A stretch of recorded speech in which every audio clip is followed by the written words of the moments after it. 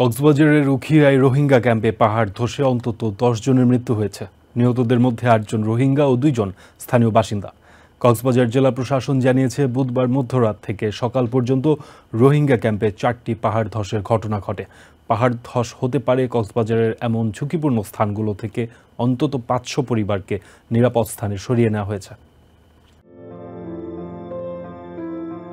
কক্সবাজারের উখিয়ায় রোহিঙ্গা ক্যাম্পে ভারী বৃষ্টির সময় 4টি পাহাড় ধসে পড়ে। পরবর্তীতে 8 নম্বর ক্যাম্পের ধসে পড়া পাহাড়ের নিচ থেকে 1 জন, 9 নম্বর ক্যাম্প থেকে 3 জন, 10 নম্বর ক্যাম্প থেকে 4 জন এবং 14 নম্বর ক্যাম্প থেকে 1 জনের মরদেহ উদ্ধার করা হয়। এছাড়া একটি ক্যাম্পে দেয়াল চাপায় মারা যান এক রোহিঙ্গা নারী।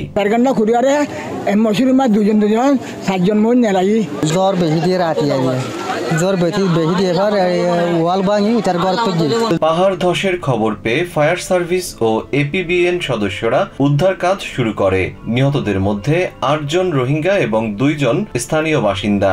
আমরা ইতিমধ্যে প্রায় 500-র মতো 500 ব্যক্তিকে এখানে বিভিন্ন জায়গা থেকে রিস্কি এলাকাগুলো থেকে রিলোকেট করা হয়েছে। রোহিঙ্গা ক্যাম্পের অনেক বসতি একেবারে পাহাড় ঘেঁষে। এর আগেও বিভিন্ন সময় রোহিঙ্গা ক্যাম্প সংলগ্ন এলাকায় পাহাড় ধসে প্রাণহানি ঘটেছে।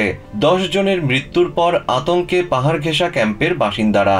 2 দিন ধরে টানা বৃষ্টি হওয়ায় পাহাড় ধসে ক্ষয়ক্ষতি এড়াতে মাইকিং করে লোকজনকে নিরাপদ স্থানে সরে যাওয়ার নির্দেশনা দেওয়া হচ্ছে।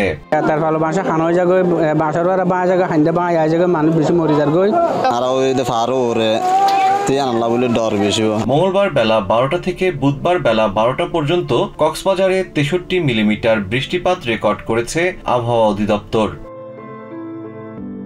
GM Shihab, TVN 24 news desk.